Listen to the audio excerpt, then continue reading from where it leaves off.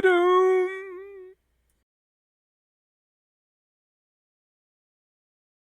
Welcome to the Game Scientist. Finally, after 6 episodes, we are coming to the conclusion of the main quest in Skyrim.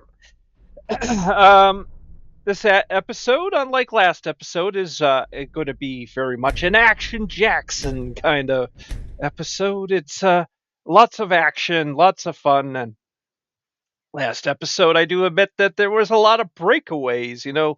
Where I had to take time to really talk about things with the different characters and factions and the peace conference. So, oh boy, we could talk about the peace conference again. No, that's past tense. That's water under the bridge. And in Lily and Skyrim, everything is water under the bridge, quite literally. I'm starting to watch people play Kingdom Come Deliverance 2, In and the ancient tongue, even going you are back Dovahkiin, and watching Dragonborn. how people handled the first game. And in those games, it's different. Those games, they're definitely getting closer to real life as far as like how even your behavior affects the environment. I mean, like for example, holding a weapon out at the wrong time makes people freak out. Kind of like real life.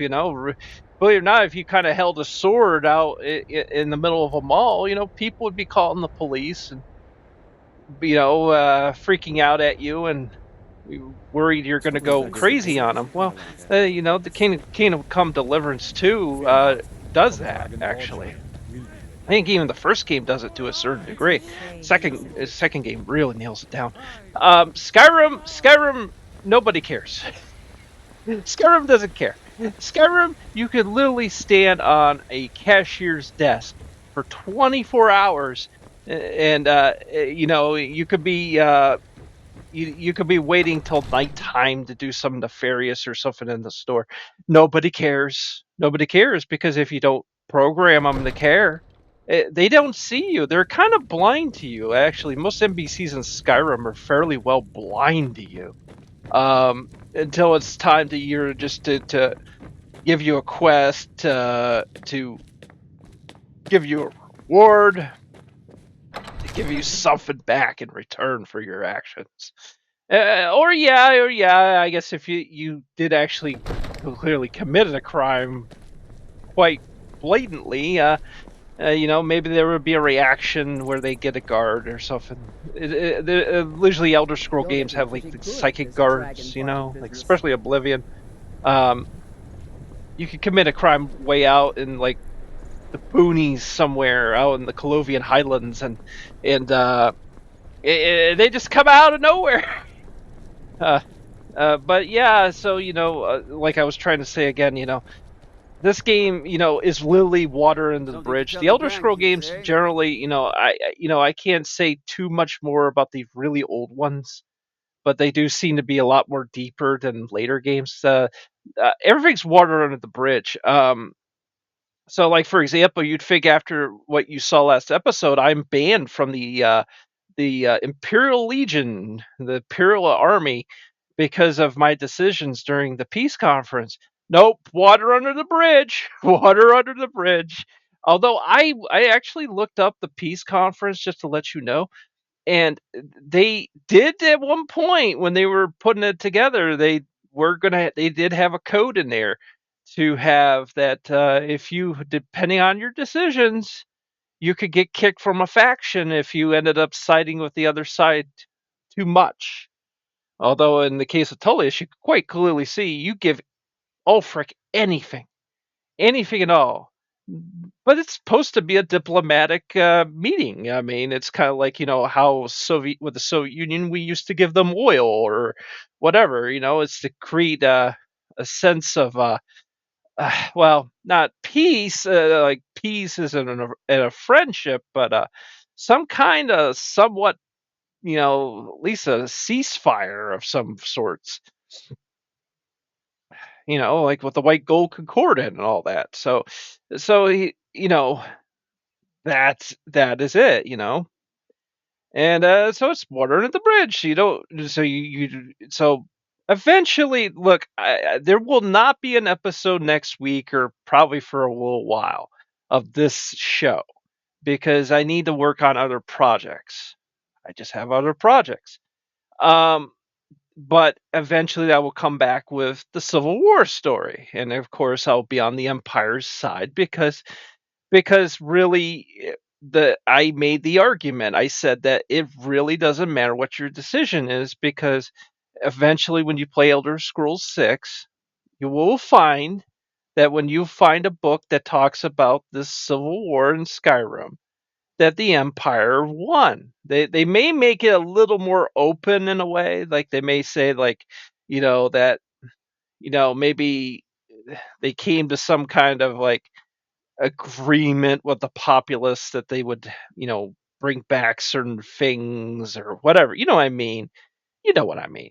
That's the way it is. But yeah, so this episode is very action based. It's all the way to the end, all the way to the end. You sure about that? And now we're going to release good old Odin. Odin, once you defeat Aldwin, you can call upon him at any time, and he'll come storming down. I remember once at the end of the Civil War story when, yes, I took Ulfric's side. Boy, that makes me kind of look bad because, they're kind of racist, But that was back in 2011. That was the edgelord days. The history of YouTube back then.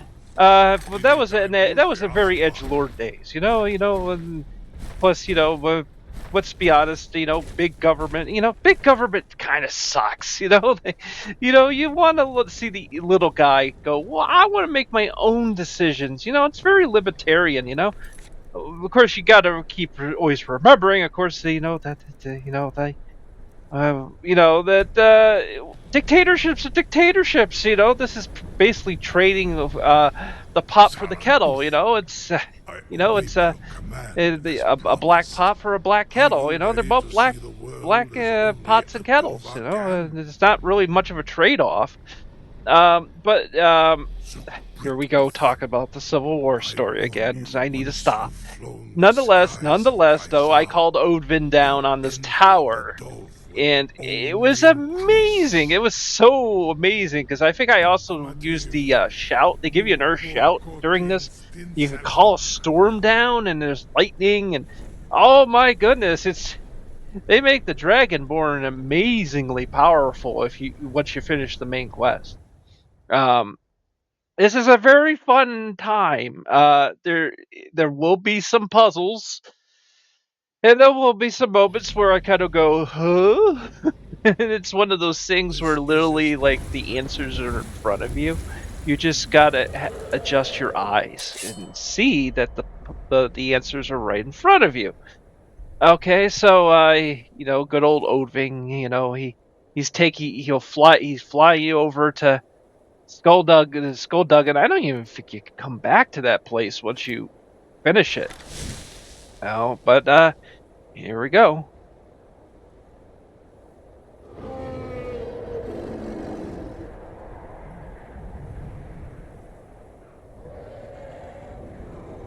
I remember the first time I did Skullduggan. I don't even know if I'm saying the right thing.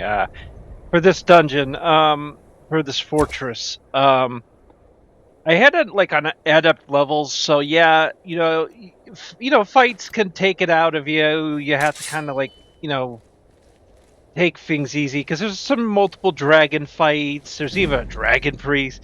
Actually, the thing is with the very end, there's an entranceway that leads to Sovengarde. Did you know? You don't have to fight the dragon priest. You don't have to fight anybody. You could just bum rush to that and just jump right in. You could do that, and yeah, it's like nothing. But and I will be honest. If you do play it on easy, this is probably, if you just want to have, like, you could say, well, I never beat any game. I'm not very good. Well, play this. There's no way you're not gonna beat the main quest. Especially you have it on easy. It's probably the easiest game I've ever played in my life. You know, like of course, then again, I come from the NES era, so I dealt with games that are really freaking hard. But this is, if you just want one under your belt, that it's a real easy one. This is very easy. Um, but if you want fights to really last longer, you could put it up on those higher difficulties, and heck, there's even prompts you to have survival mode if you want to really go far. I generally see Skyrim as like a comfort game. It's an easy comfort game. It's just exploring and having fun. I don't really see it as like that. I like, you want that a hard game. You play like Kingdom Come Deliverance or something. Where you have to really think about your strategy and stuff.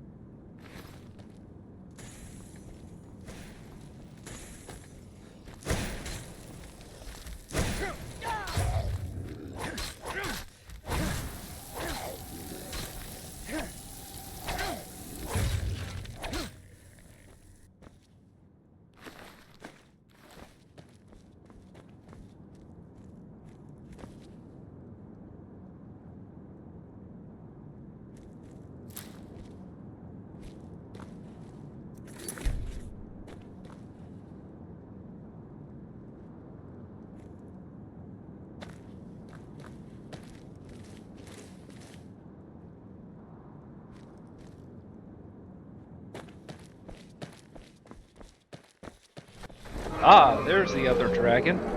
Um, yeah, it's been since 2011 since I've been to this place, so do understand there's a lot of like hesitance. Like I'm very hesitant on everything I'm doing with this, because I'm just like, I'm trying to like, my memory is like barely there about what this was like, so this is all very new again, and I just remember the whole part about the multiple dragons and stuff. So, but again, you have it on easy. These dragons are nothing. You saw that other dragon.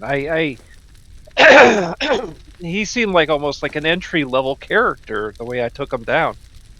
But trust me, he's not like that. If you have it on adept skill, that he takes a little longer, But I just wanted to, I didn't want the main quest episodes to be like 20 episodes. I just wanted it to, to see how. I was actually impressed at only 6 episodes. I got the whole thing done. It's really not a very long main quest.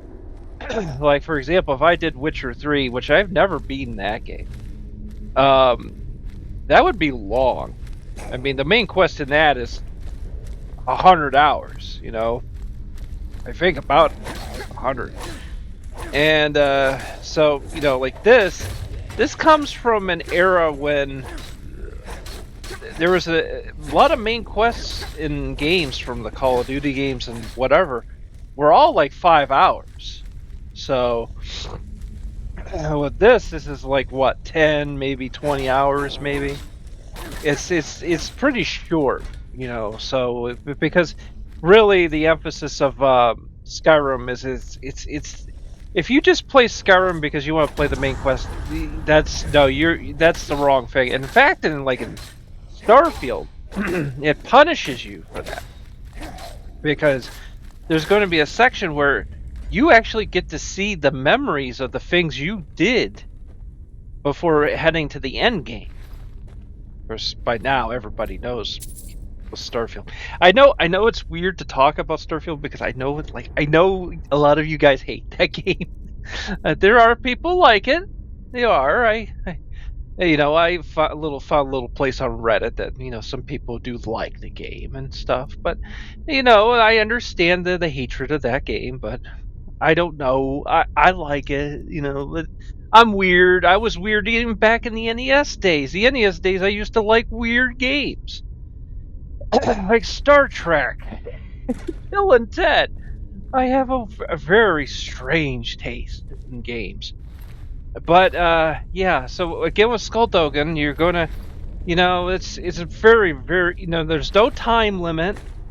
Oblivion has actually a quest where it has a time limit. I didn't like that.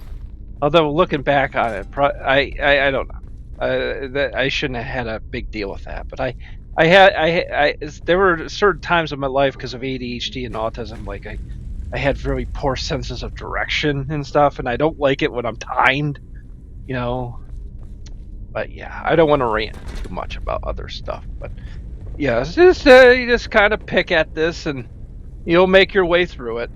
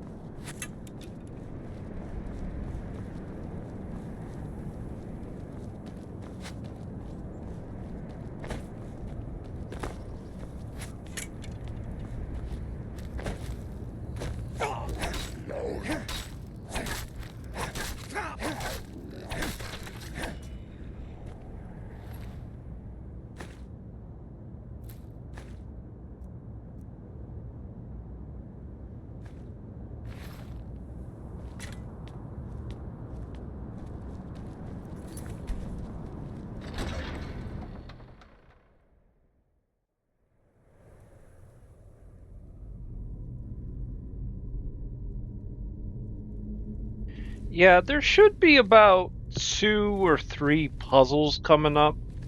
Um, just kind of read the signs of the room and to get the idea of what to do and stuff. Uh, like there was a few times in this playthrough where, yeah, I was sort of like, okay, I can't remember what to do on this, and so there will be many times where I'm like just staring at the room, trying to figure it out, and literally a lot of times the answer is like literally right there, but I'm looking at the wrong place. It's not like I have like a 3D view of everything. I've only got one monitor. Some people have like 3 monitors and they can like look all around themselves, and that's kind of crazy. But yeah, I mean, yeah, it's that just, yeah, you just take your time with this. There's no timing. There's no time quests with this. Just kind of work your way through it. It's just a very big version of the dungeon, of the basic underground dungeons are in Skyrim.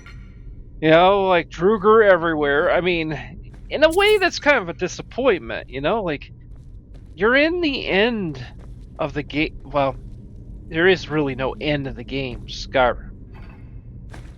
But when we were talking about the main quest, though, I mean, you would think there would be some variety of enemies that are kind of exclusive to the end. And with the exception of fighting like the dragon priest there really isn't any like exclusive enemies other than Aldwin. Everyone else is like, they're enemies you would see in any standard part of Skyrim, and I mean, Lily in the tutorial dungeon, you're fighting enemies you're still fighting by the end of the main quest. Like Bethesda just they're so lazy. They're so lazy. It's so hard to. I mean, I know people attack Starfield. At least there was some more variety of enemies versus the older games. Like there's constant repetition with Skyrim. When they created the Creation Club, that kind of helped. Like it kind of helped to maybe get some user-created content there, or maybe some new enemies or something. But yeah, just understand this is what is it? Wind Caller.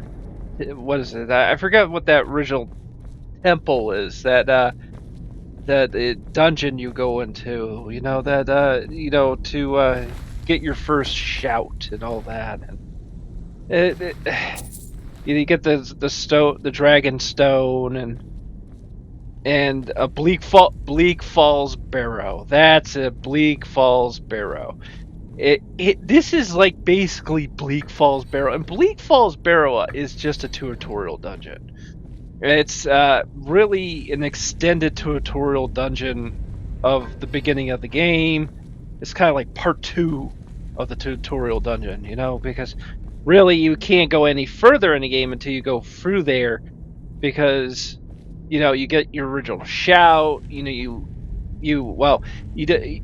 get the original shout. You haven't been really taught it yet, but I mean, but you have, it puts it in your listing before the Greybeards basically teach you it.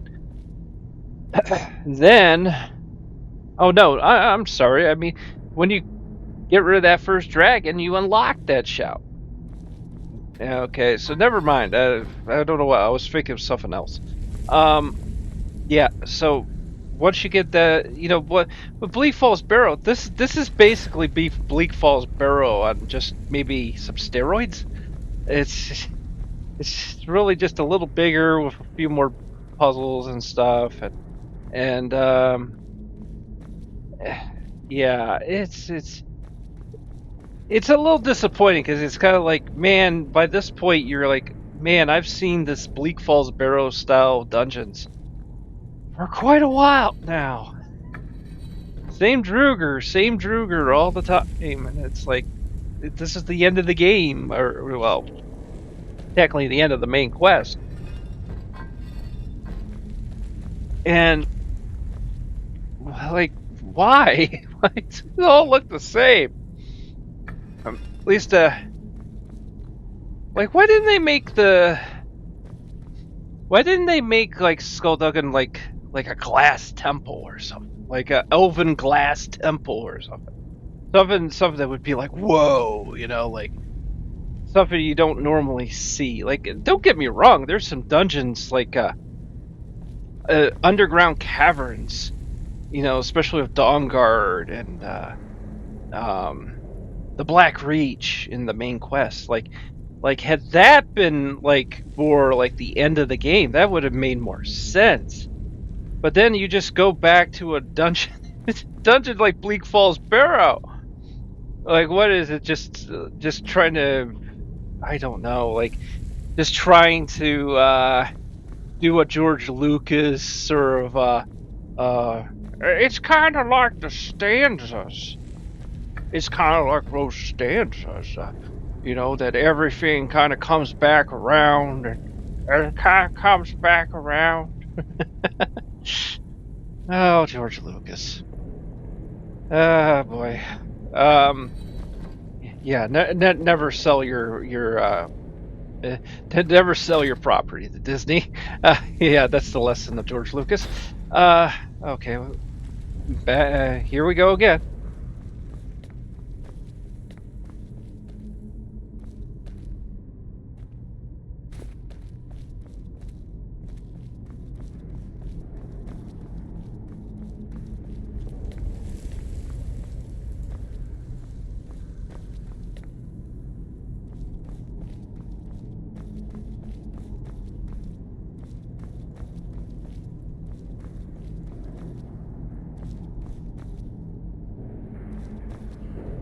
And also, I apologize for this puzzle. I was sucking at this puzzle. What it is most of these puzzles like this, usually what it is, they're all facing you. This was different. They're all like diagonal. And looking back on it, I'm starting to see how the puzzle actually was supposed to be, but you need to understand at the time when I was recording this and doing this, I was like, okay, so there's in the middle, it tells you what the middle one should be. On the left side of the wall, it tells you what the left side is, and on the right side, but you have to remember is there, instead of when you turn each one, instead of it facing you like it's like perfectly flat, it's like in a diagonal style, so you look at each one diagonally. And at the time I was kind of like, what? Like, it's kind of weird, and I think I'm seeing it now, but it got me really confused at the time. And so I for integrity, I won't cut this section. I could do it to make it shorter, but I won't do it. You got to see when I do struggle with something. It's just time wasting, really. Like, and again, like I said, in my little rant, I just said I mentioned about being. It doesn't help that you're stuck in a room that looks like Bleak Falls Barrow, and you're kind of like, Bethesda, can't you please give me some variety here or something? Like, you're just what the proper term is just repeating the same assets. So what it is after their artists finished the Bleak Falls Barrow style dungeons, they just took those same assets and pasted them on a different kind of a dungeon, and everything feels so dirty and very stony, and yeah.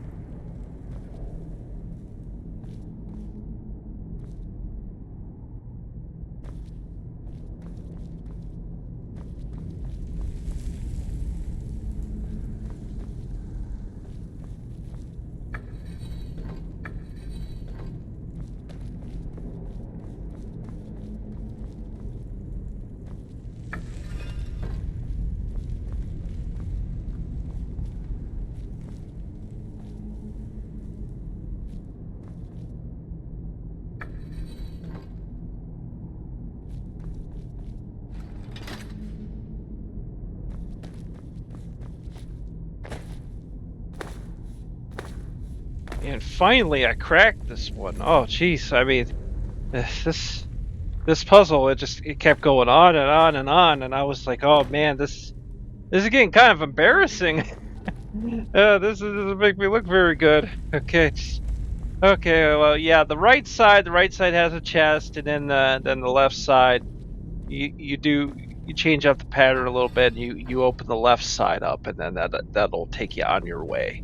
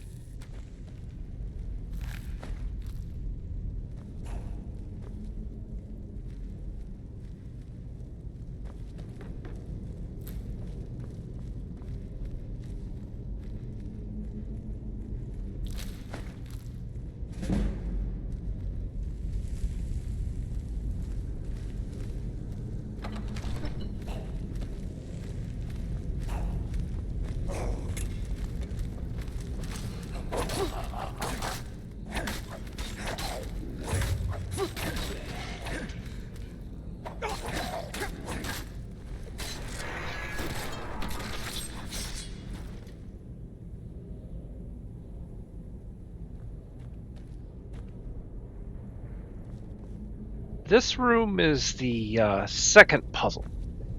It's actually a very easy puzzle if you're, but you gotta look above you. You gotta look. You'll notice that there's like a bridge across here, but right above you is literally the symbol you're supposed to put for each puzzle. For each those things you put the symbols in. For whatever reason, it was just one of those things where it was literally hidden in plain sight with me on this one. I just couldn't see it. It took me a while until I finally I jumped up on a ledge in the far left corner, and that's when I saw it. Then I went like, "Oh my!" The best way to kind of put it is it would be like if you went to the airport and you're like, "Well, what gate do I go to?" And literally, you don't even realize. If you look above you, you literally see that it says this is gate B1 or gate C something. You know what I mean? Like, imagine if you're so distracted by what's going on in front of you and all the things around you that somehow your brain just doesn't want to see that sign up there. But understand, that's a big sign. This is like a little symbol here, so it's even smaller. So my brain was not seeing it until I jumped up on this ledge, and then it was like, oh, there it is. And yeah, that was easy. And because I'm just like, man, I just want to get this main quest done with. I don't know. I guess someone at Bethesda was a really fan of Indiana Jones and stuff, and well, of course they ended up making an Indiana Jones game, so that kind of proved that. And yeah, they're like, oh, let's have some puzzles, because we're an RPG, and it's like, yeah, yeah, but I don't know. If I want to play puzzles, I'll play Tetris or Puyo Puyo or something. I don't. Or Columns. Columns is a good game. Or Clax. I don't really want to play puzzles in Skyrim. Skyrim's a weird game, isn't it? Like, it's weird. Like, one moment, you're punching dragons in the nose, and really that's pretty much your job title is dragon puncher. You beat up dragons, you beat up bandits, you do work for the guilds and stuff. You're not a, but then all of a sudden they kind of go, oh, here's a puzzle. It's like, well, I kind of punch things. I'm not exactly a puzzle guy. And then next moment, well, I'm not exactly a diplomat either. You're like, well, we want this place and that place. You know how hard that peace conference was the first time around? Because it's kind of hard because you don't really, your brain doesn't really understand the locations they're asking for. Like I want Riften, I want Markarth, I want Dawn something. I want this. It's like, guys, that would be like if I visited Ohio and they're saying, well, I want this place, I want that. And I'm like, wait a minute, like, what do you think, Dragonborn? What do you think, Dragonborn? Should they get Akron, Ohio? Like, what? I don't understand. Can I ask a question? Wait, so you're on his side, huh? Dragonborn, you really disappoint me. What? It's not my job title. My job title. It's like it would be like at a factory if I was a machine operator. My job title's machine operator, not general manager. It's not my fault. They're like, what's wrong, Dragonborn? We lost a important client, according to you, because we expect you to do the marketing, and but my job title is machine operator. So I don't know. It's just an action game, And then all of a sudden, it's kind of like then they remember, oh yeah, that's right, we're an RPG. Really, everything makes sense when it's like Daggerfall, because Daggerfall is like, well, no, what's crazy? I don't even think there's any puzzles in Daggerfall. looking back on it. It's an action. It's just all action, you know? Whatever.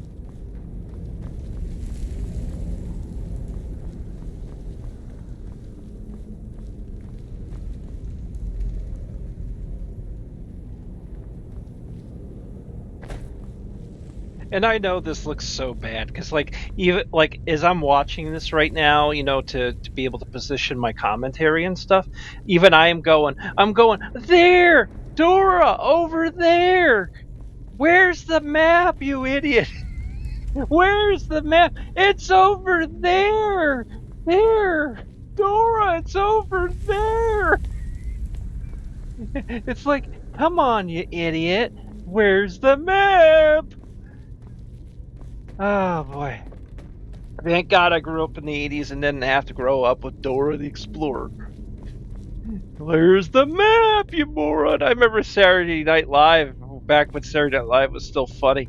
They actually made fun of Dora. They made fun of it. They had that she made fun of the viewer. She would rip into the viewer, say, "Come on, you idiot! Where is it?" And whoever is being the viewer is like selecting the wrong objects, and she's getting angry. That was great. I need to go on Peacock and find. I needed to, like, one of these days, I need to do a deep dive on Peacock and Saturday Night Live. Like, I mean, when it was funny, before it became like a liberal progressive hellhole. But yeah, there's about from like the Dana Carvey era to like, well, the mid '90s, it was pretty bad. It got really bad, almost got canceled. Actually, it was so bad. And but then then there was Norm Macdonald, and then for a little while with Jimmy Fallon and stuff, they were still funny.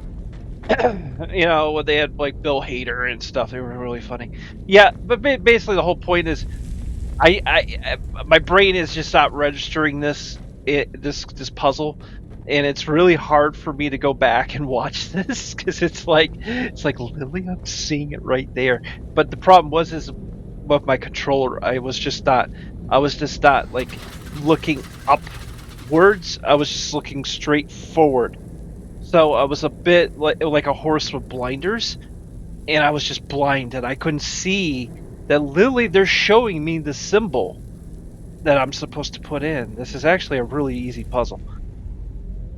But it gives me more opportunities to just rant about things. I mean, we have an almost 2-hour episode. I gotta have something to talk about,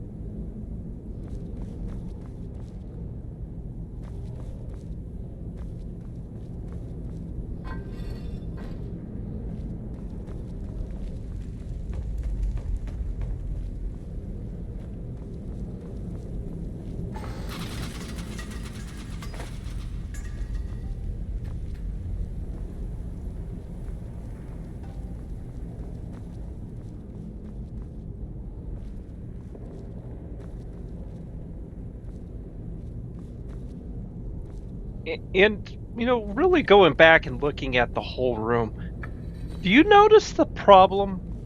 Like, the problem with this room, do you notice that everything blends in? Like all the colors and like, really, it's just a palette of browns and blacks and grays, and I really realized that it's really such an ugly room. Like you just go like, what? Like, Yeah, it's just that the room itself is just really, really freaking ugly. And so it's very hard to decipher certain images. It really does mess with your brain a little bit. It's an ugly room. It's very ugly. So that's another explanation I can have why I just couldn't see that. Is it's just a miserably ugly room. And like I said, it's just asset flipping of their older dungeons they had since the beginning of the game. And this is the eureka moment. This is the moment where I'm standing on this ledge and I can see it. I can finally see it. There's symbols above each of the switches. And it's kind of like, yeah, you can see me shaking my head. Oh, I spent all that time. Yeah, yeah, and it's like I said, I could have edited this out, but then someone would have noticed. They would have noticed that, and they would have been like, "Well, what happened here?" Like when I do the game scientist, it doesn't necessarily mean that I'm like perfect. That this is like a speed run or anything. It's just like but I do try. I do actually get through the game.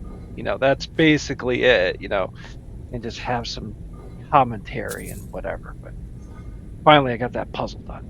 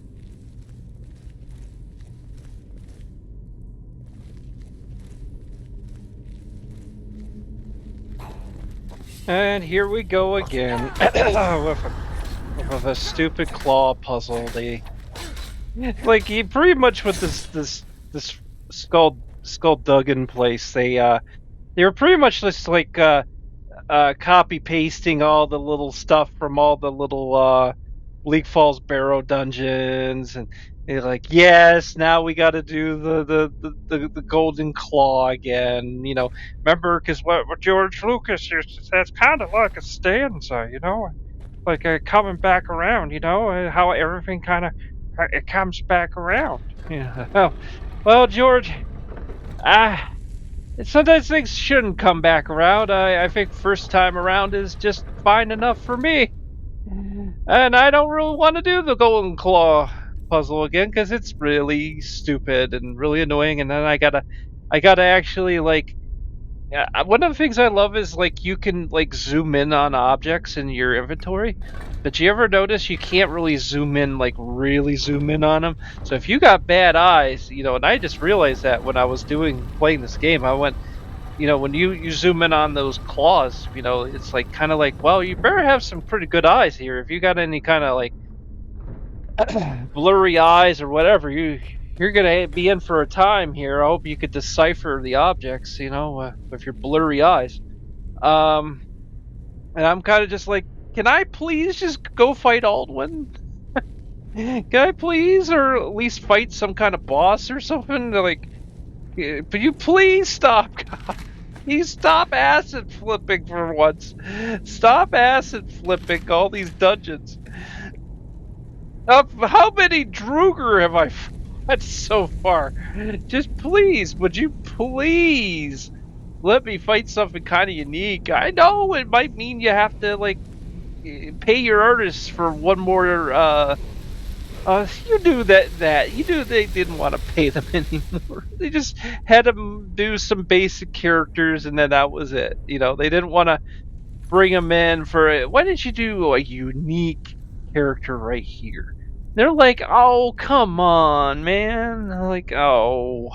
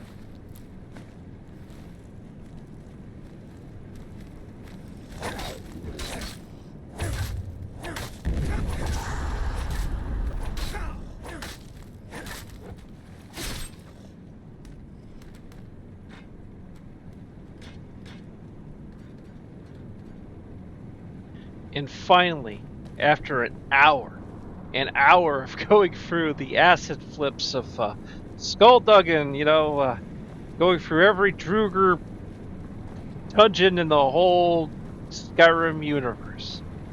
Finally, I see the light that leads to Sovengarde. Like, finally, after 1 hour of just pure dungeon fighting and wasting time with those horrible puzzles, we finally did it. We were going to finally make it through, and now we can have some fun. And this is it. Now, the Dragon Priest. The Dragon Priest, understand when you watch me fight him, you're gonna go, oh, he's easy, he's nothing. Just understand, I'm playing it on easy because I'm just trying to speed the whole main quest up for a video, okay? Just to make it be story only kind of a deal. I've had battles with Dragon Priests where pretty much, especially at an adept difficulty. Something about saying an adept. At an adept. I love words. That at a higher difficulty, he hits hard. Like, he throws like explosions at you, and it takes like a good chunk of health. Here, no. And another thing is, you probably are going, well, you clearly got some kind of like cheat code on, some kind of console command, because I'm watching you and you're not taking any damage. That's because I maxed out heavy armor. And when you wear a full suit of armor, that is, not a mixed bag of armor. Usually that I like to do that. But if you do that, I'm not kidding you. It's really not a joke. On easy mode, you won't really take any damage. Very rarely, someone would actually kind of, maybe take a little bit out, But no, like, I'm practically invincible. It's actually kind of funny, But I did it. I just did it because I wanted to see what maxing out heavy armor would do. And it works. It works. It makes you practically invincible. So, this was like really nothing. But just understand, the Dragon Priest on higher difficulties, he does hit a little. He hits pretty hard. So he's a pretty intimidating. I remember once I had to fight him with just clearly with archery, because I needed to use range combat on him, because if you get in his firing line, whoa, oh boy, it takes like a chunk of health out. I had to use a lot of rocks and hiding, and eventually just picking at him, and eventually I wore him down enough, and I beat him, and it made a very nice little classic moment.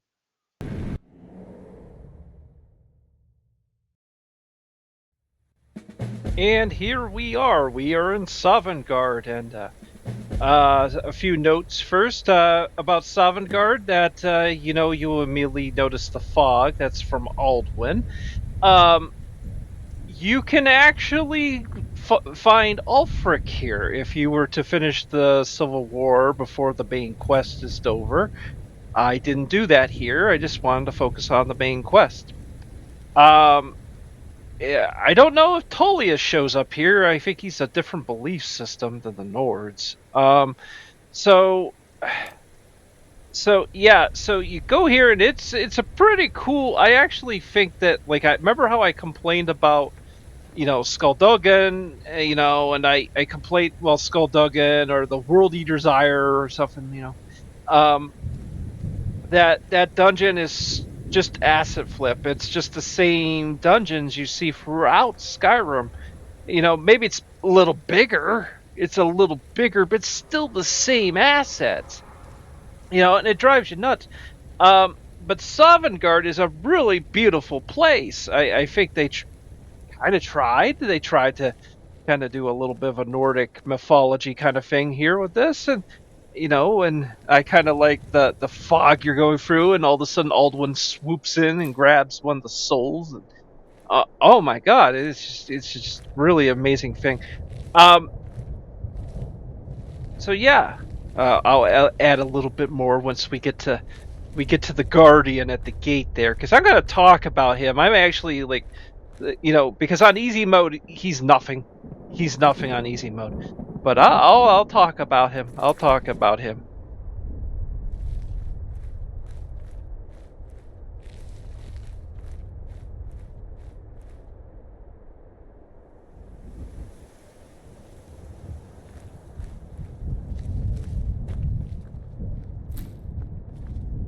Turn back, traveler.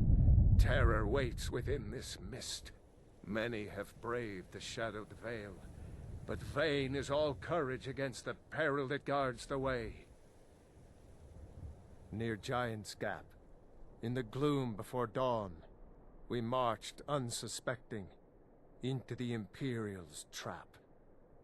Then we stood and fought, our shield wall defending, until by dawn's light the Legion's ranks wavered.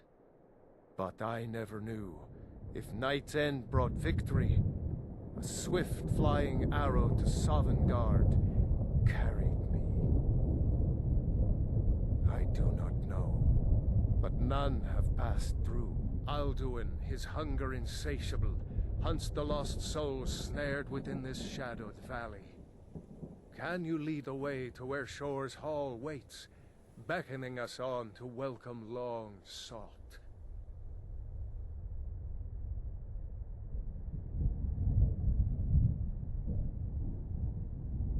I saw it fair when first I trod this long-sought path. The pain and fear vanished, dreamlike, and a vision beckoned. Shore's Hall, shimmering across the clouded veil, but quenched was hope by the shrouding mist.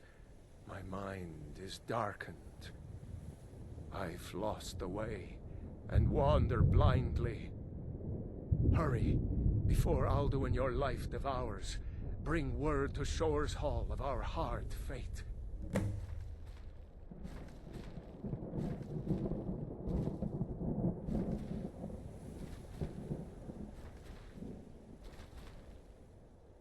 I'll try to hold to your hopeful purpose. Quickly, before this encompassing fog once more snares me in the World Eater's net.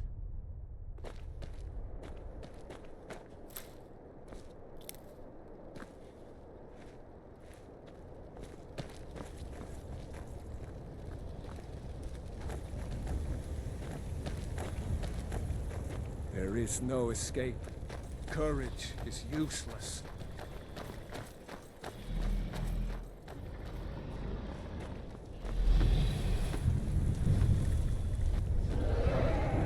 In life, I felled foes unnumbered, fearless in battle, but no blade can defend against me.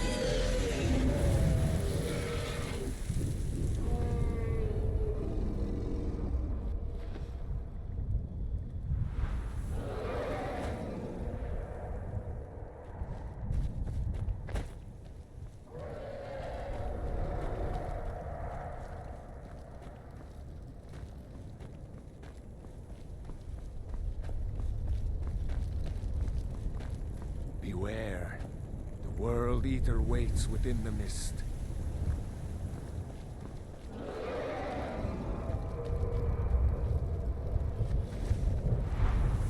There is no escape. Courage is useless.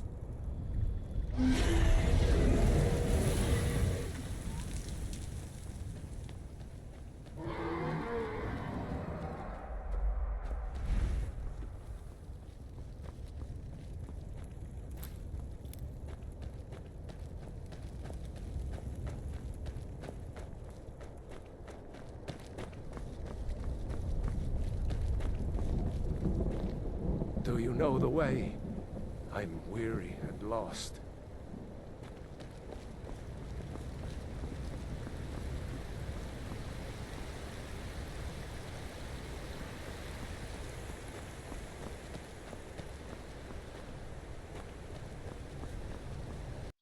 Okay, so the gatekeeper. I'll just kind of split this right here so I can just talk about it. It won't segue into like because on easy mode, this guy is like nothing. He's like nothing, and you'll even notice I'm like, I'll just fly right by this guy. Okay, but when you have it on a normal difficulty, like difficulty, uh, he hits really hard, really bad, and I remember in 2011 kind of going, "How the heck do I beat this guy? Like he beats me so bad." Um, so there is a shout that you notice I picked up at Skullduggan, which was this allows me to call storms. Well, that does a lot of damage to him, and that does help. There's a trick, and I was kind of doing it a little bit. I think in this right here, even though I didn't have to do it because he's so easy on easy mode. Um, you you you sort of jump towards the corner where he can't seem to get to you, and where he can't do those hard hits against you, and then you can like use that call storm shout on him. For some reason, the first time around, I did not get the shout. I think I was just in such a hurry to get through this or something. I don't know. I was just being kind of weird. But like right here, I didn't have to do it, but I did it anyways, and as a result, I beat him really pretty quickly. But no, you could even look this up online, that he can be, at higher difficulties, he could be pretty tricky to deal with, but just I mean, I guess you could lower the difficulty if he was too hard. I mean, but I just remember my memories from 15 years ago. Jeez, the way time goes, right? Um, that look, on normal difficulties, he can hit really, really hard, and so what you want to do is like get as close to nearly falling off the bridge as possible, like off to the corner of the bridge, before he can get to you, and then try to kind of cheat it a little bit. But I think he uses lightning on you too. I'm not entirely sure. Um, yeah, he just hits really hard, but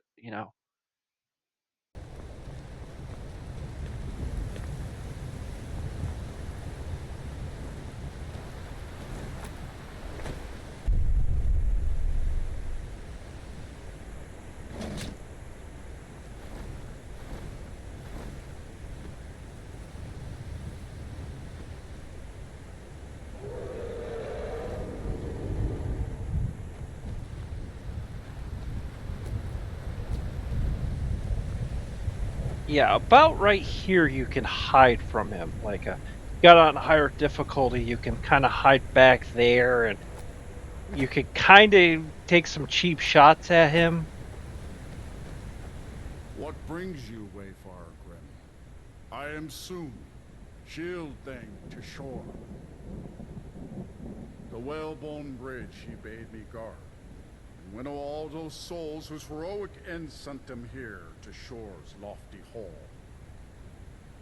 Where welcome well earned awaits those I judge fit to join that fellowship of honor.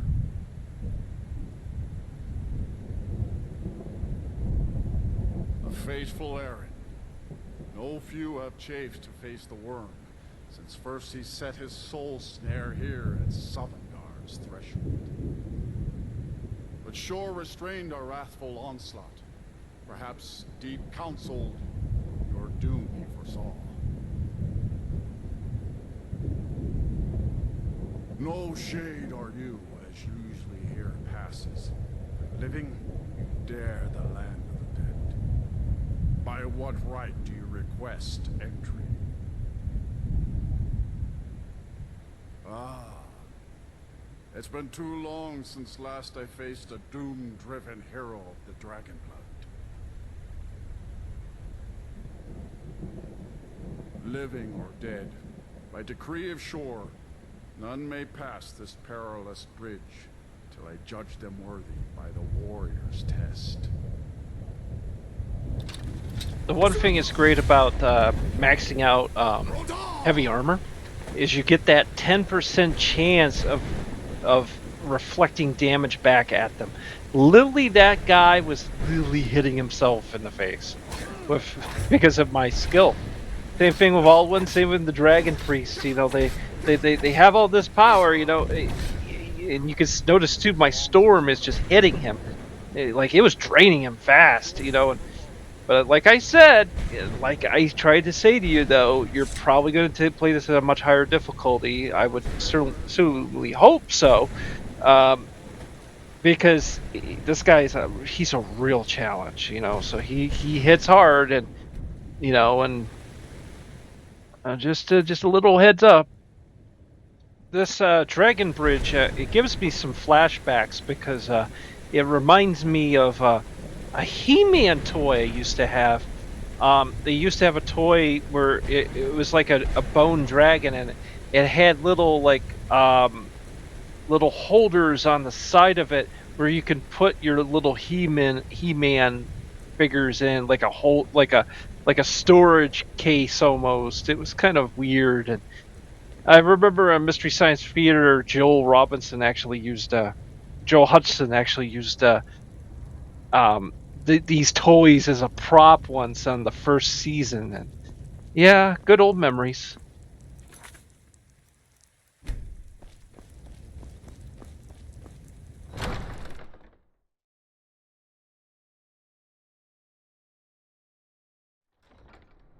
And welcome to heaven. Enjoy the free food. Yes, grab as much of the free food as you want. A lot of times the food in Skyrim is actually a good backup. If you, like, say you use up your potions and stuff, and maybe you're getting hit too fast to properly heal with a heal spell. The food can be kind of a backup.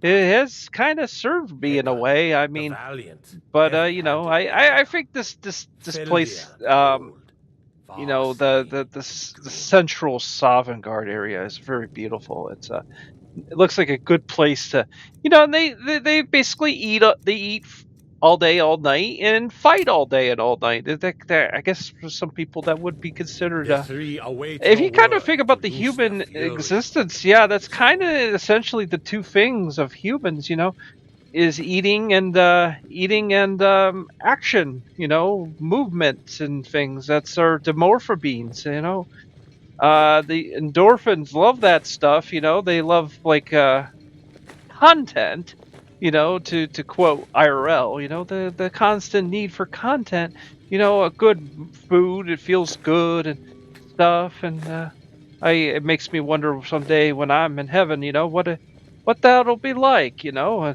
constant content, you know, just a content heaven. Seek ye food or song unending? Fighting, drinking, fellowship and boasting? Find welcome here and warm your soul.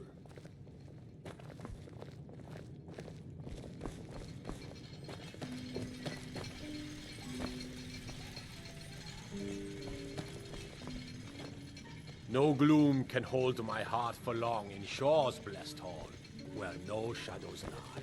Await your word to loose them. Why does Shore forbid us to face Alduin? I fear no worm, world eater though he be.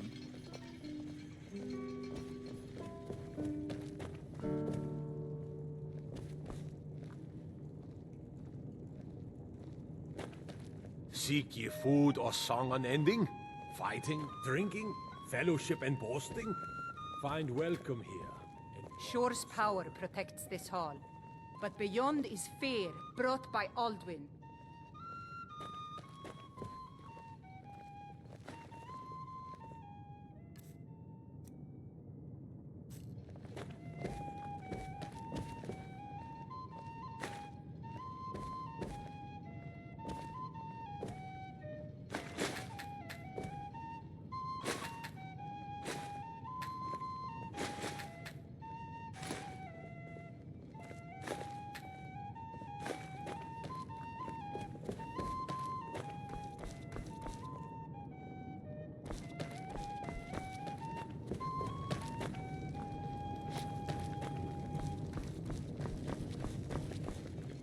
Fate drives you, but you follow your own path.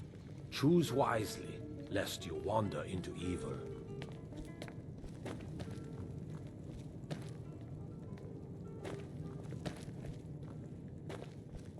Hail, comrade. Shall we by flash of steel ease the gloom of the encompassing mist?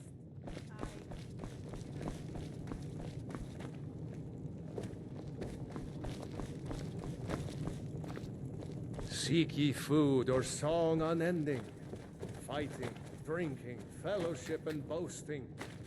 Find welcome here, and warm your soul. Easily blocked.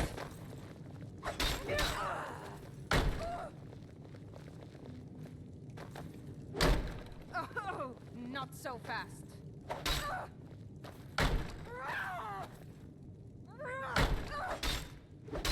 Well fought, friend. Your fury is unmatched. Come, with me, let us then share a cup of fellowship, mead let's and mend our trade wounds. tales of our time on Mundus, reliving the glory of our remembered deeds. A cup take your ease, let troubles fade. None have yet bested me in boasting or drinking.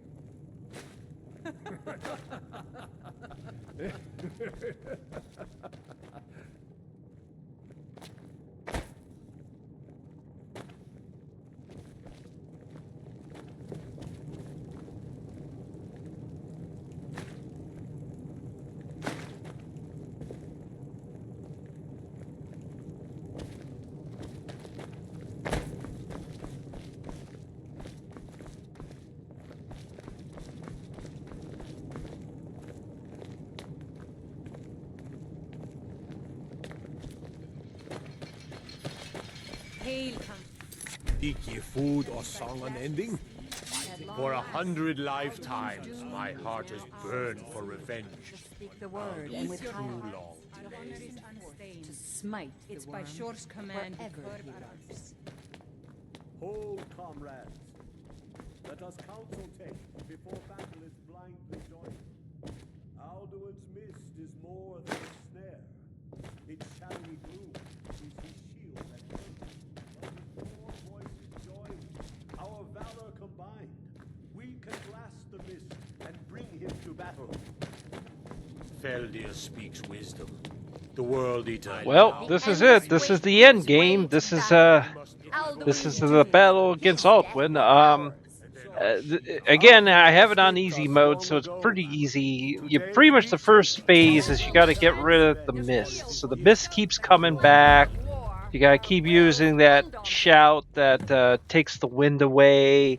And then once you get the wind away, then he appears to battle, and then you use Dragon Ren to ground him, and then you just keep chipping away at him. And the other three are gonna, they're basically just gonna swamp him and jump on him, and I didn't really want to like make the battle be like really long, and I didn't want those three to kind of take away my victory, because I'm kind of like, guys, this is on easy mode. This is on easy. I could take him. I took him almost by myself before.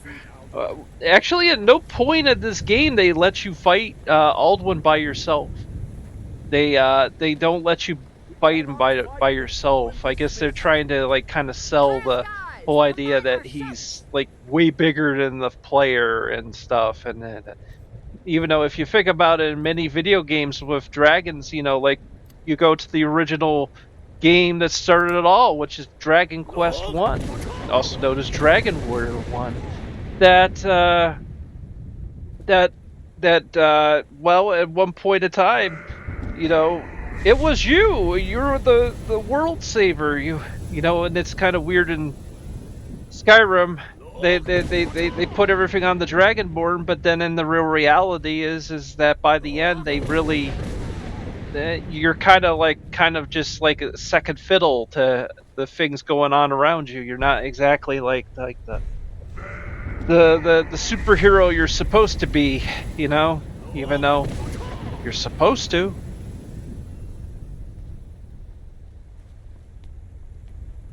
Does his strength have no end?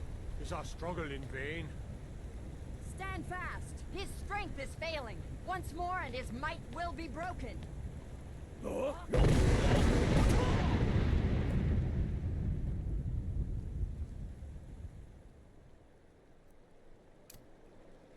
endless weight gives way. Bury ye hand together and we shall defeat him. Time, foul worm.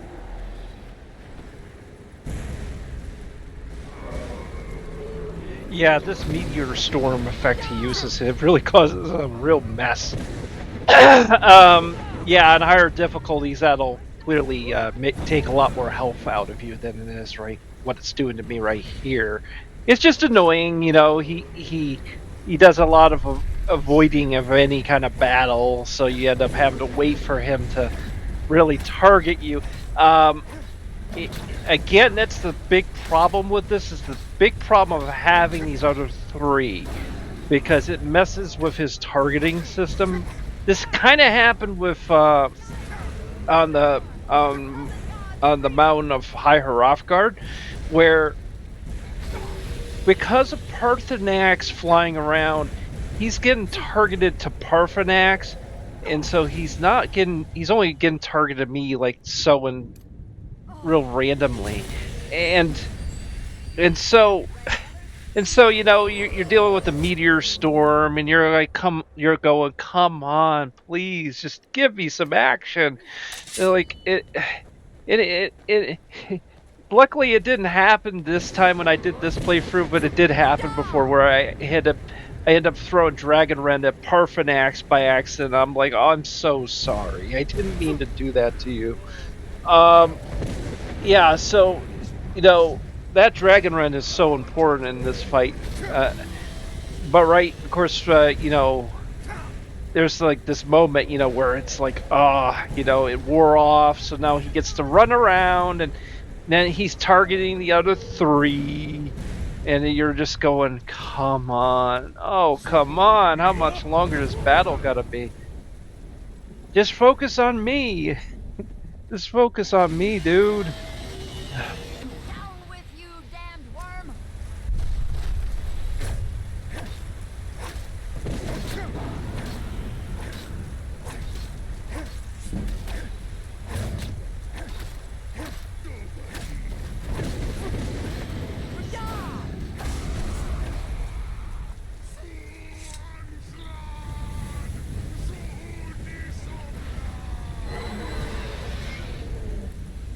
And it's finally over.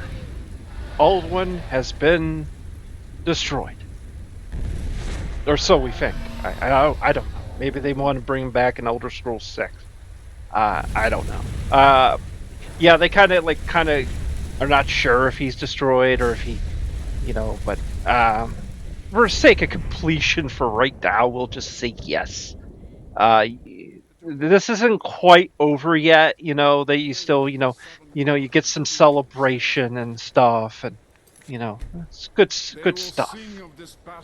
And I like how, like, you know, they don't take some time to give the Dragonborn, like, let him go inside, like, the palace, and everyone would be celebrating, like they could line everybody up and they'd be all cheering for you. It's like as soon as Alduin disappears from your screen, it says, okay, talk to so and so to go home. It's kind of like, excuse me, sir, the show's over. Please, excuse me, sir. Sir, you have been trespassed. You must leave Sovengarde immediately. You don't understand. This is really awkward. You're still alive. You're not supposed to be. I know with the Alduin thing. We can't help it. Okay, he's gone. Okay, just leave. Leave. The long night is ended. Like it's just the three of them going, hey, Dragonborn, hail Dragonborn. It's like, it's just Bethesda's so lazy, you know. They probably talked about it. The real celebrations when you're with Parthenax and all the dragons are celebrating you. That's nice. That's a nice ending to it. But right here, they're kind of like, okay, please leave. I'm like, come on, buddy. I want to enjoy this moment. You know, you're trying to push me off, and This guy will just follow you around, by the way. He's kind of like looking at you like, please. Sure is going to really write me up if I don't have you go back to Skyrim. You're still in the land of the living here, so you. Okay.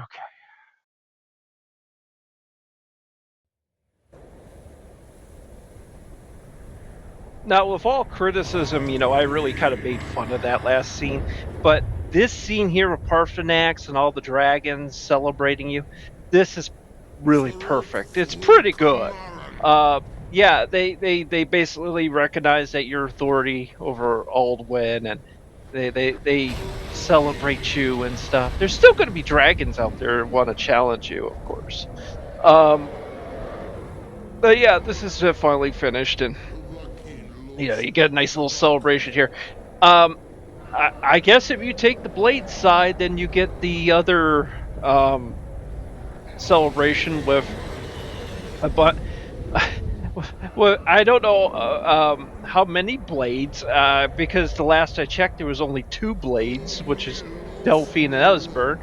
So, and I guess any companion you recruited to be part of the Blades, I'm gonna let you know that then of course you won't have. I don't think you can call Odvine, but you can call the Blades. They just kind of appear. They'll spawn out of nowhere and help you fight against stuff.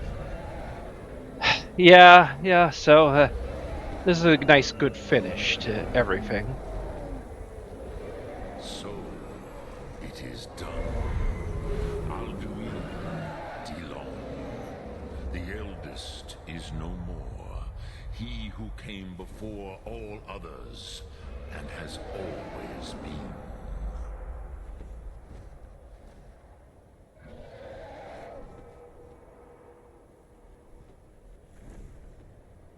Happy? No, I am not happy. Mahi lost Ondul Bormahu. Alduin was once the crown of our father Akatosh's creation. You did what was necessary. Alduin had flown far from the path of right action in his Pachlok, in the arrogance of his power. But I cannot celebrate his fall. Zultiraz Ach Ochmah. He was my brother once. This world will never be the same.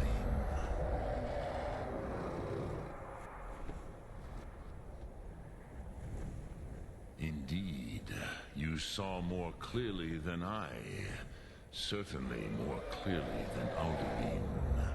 Roch Funta Korav. Perhaps now you have some insight into the forces that shape the Venesitide, the currents of time. Perhaps you begin to see the world as a Dova. But I forget myself. Crosis, Solos Midfadon. Melancholy is an easy trap for a Dova to fall into. You have won a mighty victory, Shahroch Kongrach. One that will echo through all the ages of this world for those who have eyes to see. Savor your triumph, Dovahkiin. This is not the last of what you will write upon the currents of time. Goran, I feel younger than I have. Many of the Dova are now scattered across Kizar. Without Alduin's lordship, they may yet bow to the Vasen, brightness of my Thum. But willing or no, they will hear it. Fare thee well, Dovahkiin.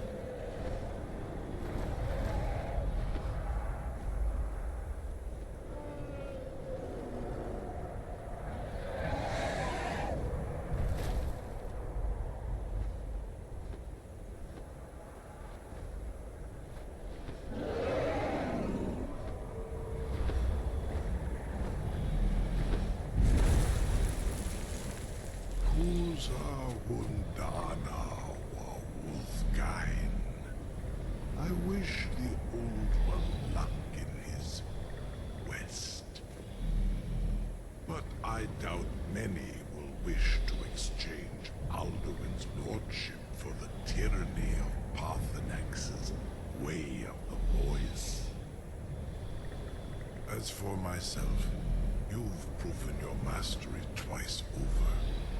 Thuri Dovahkiin, I gladly acknowledge the power of your Thum. Zu Odaving, call me when you have need, and I will come if I can.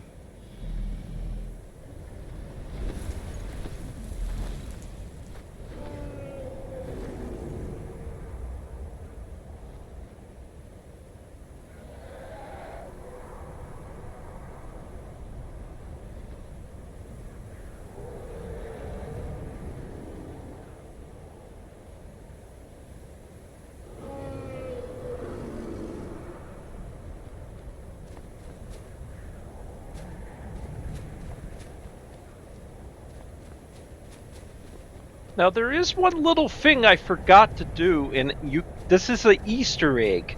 On the top of that peak over there, if you go to the very top, there's a little bit of treasure up there, and there's a pickaxe. Okay, so you go, well, what's so special about that? Well, it's a notched pickaxe. There was a guy named Notch, and he made Minecraft, and that was Bethesda's kind of way of doing a little tribute to Minecraft. You know, that because the pickaxe is such an important thing in Minecraft, so they had the notched pickaxe, which is kind of weird. It's kind of weird they're paying tribute to them though, because Notch tried to do a card game called The Scrolls, and Bethesda sent a cease and desist at him. Because, you know, that's too close to the Elder Scrolls or something like that. Like, corporations. So what is next? So you kind of notice, like, the episode's still not over yet, so there's still something to do. I mean, the main quest essentially is over, but you know, there's a little bit you could still do. As far as, like, you know, just the aftermath, you can go to High Hrothgar and talk to Arngir, and, you know, get a little bit of a debriefing, you know, like, you know, his feelings on things and stuff, because really Arngir and the Greybeards have been such an asset to the Dragonborn, you know, so it would be good to kind of end things off with him. You know, there was a few times he got a little testy with the Dragonborn, but I think it was nowhere near as bad as Delphine. And unfortunately, you'd think, well, you know, maybe we should also end it off with Esbern. Well, guess what? Esbern doesn't want to have anything to do with us until we Parfenax. And, well, really, man, like, you're really going for that? Like, Parfenax is essentially done so much for the Dragonborn, and you're gonna do that? No. Well, then you're not part of the story anymore. And really, they aren't. They really, if you think about it, other than Esbern giving you some facts and knowledge about, you know, the past Dragon War, there is really nothing him or Delphine really provide to you. It's not like a weapon or anything of the sort. Now, I do have my character kind of dressed up as a blade. That armor comes from the Creation Club stuff, the Anniversary Edition, because that was never in the original game. I don't even know if the sword was originally in the game. So I saw the sword, I just went for it, because I was like, I always liked that sword. That was my favorite sword in Oblivion to use.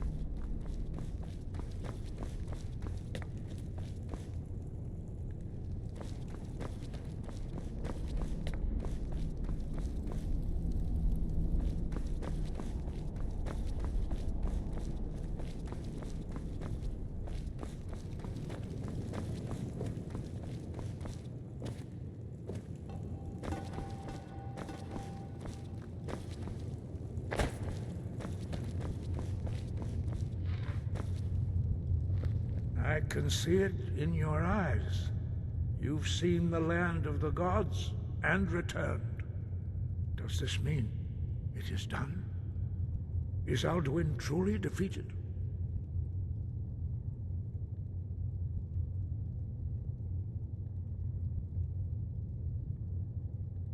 At last, it is over. Perhaps it was all worth it in the end. You've shown yourself mighty, both in voice and deed. In order to defeat Alduin, you have gained mastery of dreadful weapons. Now it is up to you to decide what to do with your power and skill. Will you be a hero whose name is remembered in song throughout the ages? Or will your name be a curse to future generations? Or will you merely fade from history, unremembered? Let the way of the voice be your guide, and the path of wisdom will be clear to you. Breath and focus, Dragonborn. Your future lies before you. Well, that was a nice little debriefing. They had it in the nice little conference room, the Greybeards conference room. Unlike Sovengarde, where they could have had you say, first, before you leave, why don't you go into the main hall, the great hall of heroes, and we'll give you a concert or something. We'll all sing your praises and sing songs, and you're like, oh, yes, I want to. Yeah, I mean, I put all this hard work in. You know how long it took me to get heavy armor up like that. I mean, oh man, I'd love to, and and it's like, nah, you got to go. It's like, what? Oh yeah, yeah, that old one thing was good. You got to go now. Oh, okay. At least with Parthenax, they give you a nice little dragon party, and then the Greybeards, they give you the thank you and all that and stuff. I don't expect much of the Greybeards. I don't expect them to be like, "Whoa, yay, Dragonborn!" They're not really. That's not really what they do, guys. They're like, they're like Catholic monks or something. They're monks. They don't really. They're like, yeah, yeah, good for you. But yeah, that's it.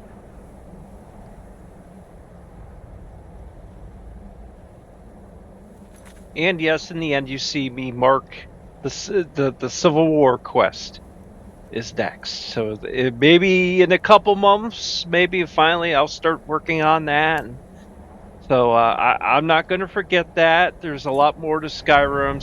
I'm not going to another game. There's way too much content to do still.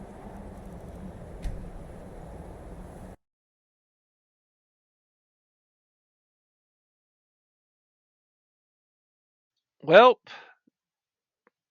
finally I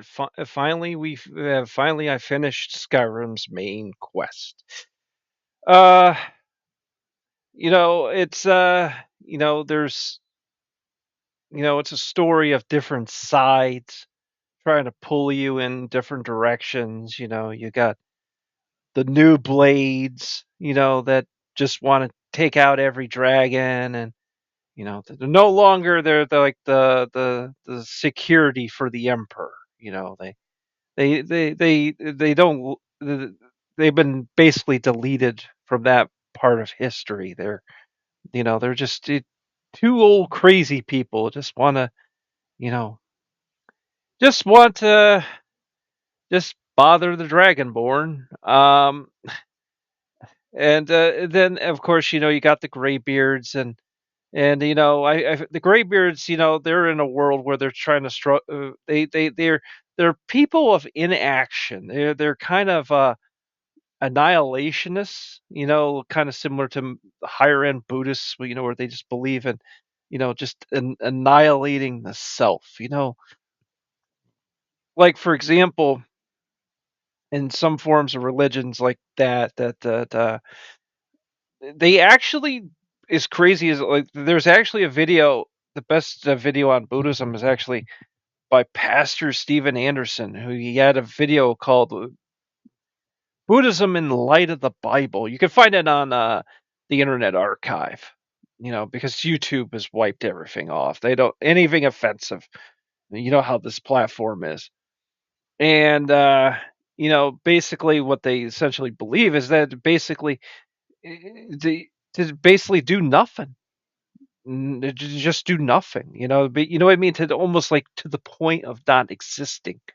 You know, that's why a lot of times you get the most advanced Buddhist monks, and they end up just being like going into like they end up like not moving at all. You know what I mean? Like they find some weird corpse, that this is still in a meditative pose, like a little, they can even slow down their heartbeats and stuff. And it's really they're still part of it's really kind of against God's plan. And God's plan is for you to actually live your life, and they're really kind of like they got this weird thing, but and then with the ancestor worship and stuff, but that's mixed from all other cultures and stuff. But I know you would just think, what's this got to do with the Greybeards? I'm just trying to explain, how Bethesda might have made the Greybeards, and that they're basically supposed to be like the elders on top of the mountain that you know makes you even think of that one Led Zeppelin album where it shows the old guy with the lantern on top of the mountain and stuff. And so then then of course you have Aldwin, and he's just he just wants to destroy everything. And I'm not entirely sure, like you know like the Greybeards have sort of the false idea that like, oh well, he'll physically destroy everything. I'm trying not to use the K word because of YouTube. Oh, why isn't there another platform I could use? Oh, I know people say Rumble. I just don't feel like making an account. I made so many accounts on so many platforms, and some of these platforms either die or you're the I just said one of those words that maybe YouTube don't like. I don't care. And you know that that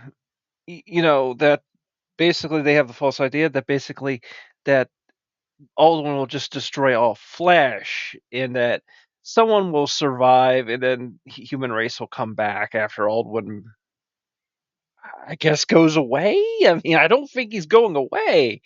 He's fairly would be back in control. And I don't think humans would go away. Oh, so uh, too much commentary. This episode, whew, this was a lot of work. But yeah, so they have that kind of false idea that but Alduin can apparently eat souls.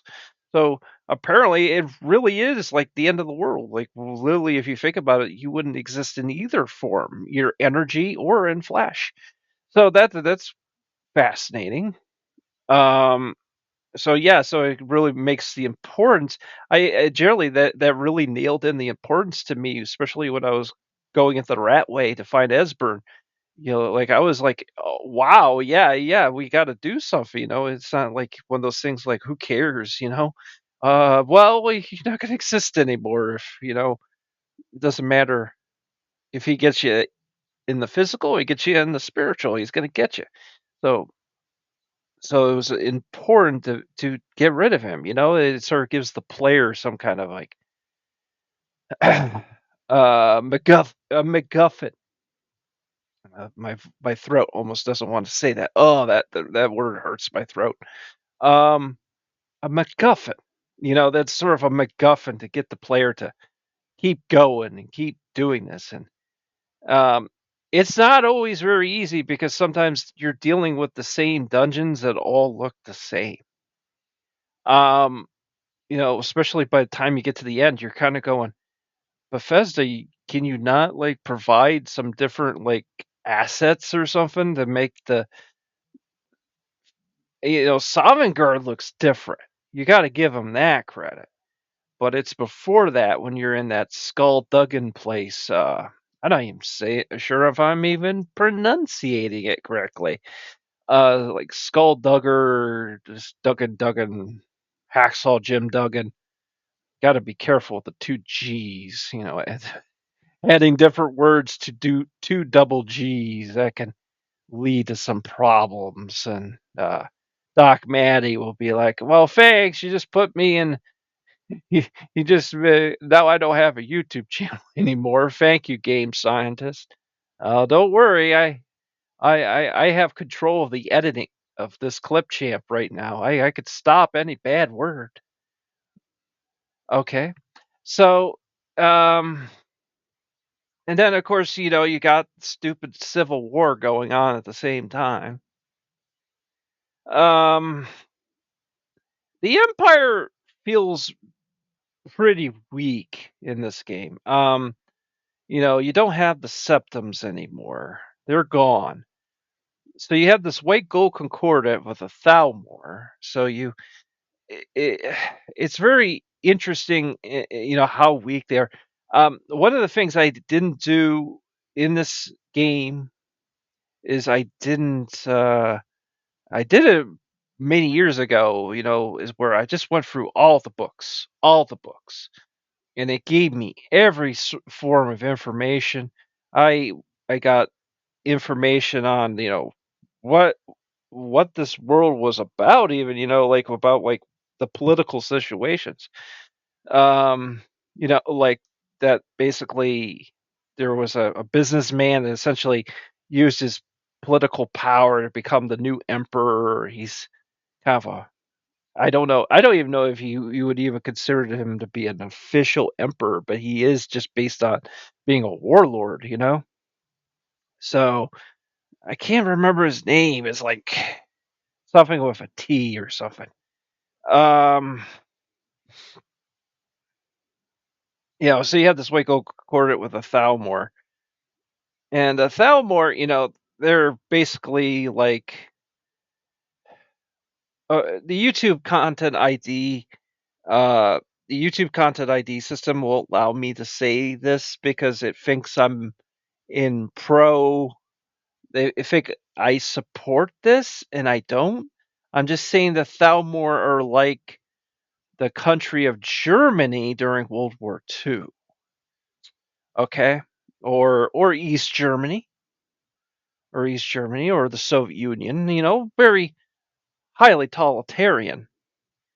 And they're always trying to meddle with things because even though they're in a ceasefire, they're going to try to kind of get information. They're going behind the curtain to get as much information. So if the war suddenly was back on, they can just use all this information to get a military advantage over the empire. And of course, they don't want the Civil War to end. Of course, they don't want the Civil War to ever end because this creates a distraction for the empire, so they can sort of use this to continuously keep getting more information, and while they're healing, because basically this last war they had basically hurt both sides to the point where really they needed a ceasefire to just cool off and rebuild. So that's the end with those two. Let's see. So and then of course you got the Civil War story coming up, and that's And I've talked about that to death. Whatever. Um, I talked that to, to the point of just exhaustion. Um, so like Ulfric and Tullius, that really the reality is you're just they just want to use you for whatever reason. It's not. I know some people really enjoy like talking about which side is better, but just remember they're both totalitarian and authoritarian, um, old world systems of power. So even though you could argue the Stormcloaks are like the little dictators, like they're not as big as the Empire though, right? And it's like, yeah, true, but that doesn't really make it better. They'll get bigger eventually, but I mean, they they really have a thing where it's for Skyrim is for the Nords. So if my character is a Nord in the game, he would be fine, but he's going to have to walk around and watch all these other races getting absolutely tormented and stuff. So, well, that's that. You can't go with that, And the Empire is the Empire. It's just it's just like the Roman Empire back in the day. That's it. I think that's it. Again, it'll depend on Doc Matty. I'll ask Doc Matty. I'll ask him when next he wants to have a Dark Game Scientist episode. I know he said he did kind of give me. He did say because he said he knew this would be my last episode for a while. He did say that just let the folks know that I've commissioned to have. This is what Doc Matty said that he commissioned to have all the former characters of Metatrekica, like the world's oldest gamer, the Fire Madison, all those characters, that they're all going to get an episode in before the summer. Basically, he said that was his general planning for things. He might even do one himself because when this channel started, he was the first content creator on here. So, well, that would be interesting. I mean, this was a fun experiment. It really was. Like I said before, this wouldn't be, when I do come back, you would think, well, it would probably be Kingdom Come Deliverance or Witcher 3 or something. No, no, no. Like Skyrim, I'm not even close to finishing. I just got the main quest done. So, well, I'll see you next time. About Sovengarde Productions. Welcome to Sovengarde Productions. Founded in 2006, we specialize in spirituality books, comic books, and old public domain books that have long been forgotten. We also have done artwork for war history books and fiction-based works. We recommend our Ethiopic Holy Bible Volume 1 that is quite popular and attempts to bring the books of Enoch back into the Bible's list of books. The Ethiopic Holy Bible Volume 1 also has a few selections from Josephus, a Jewish historian, and also the book has Jubilees and the Apocrypha, which is also available in Catholic Bibles. Now available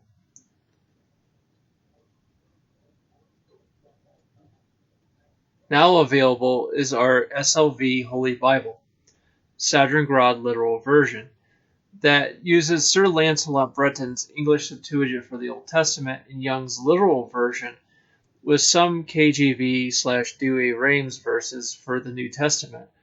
It features an Apocrypha with books never seen in the Bible. The books within the Apocrypha are not canon and are here for historical reasons. This Bible has the words of Christ in red.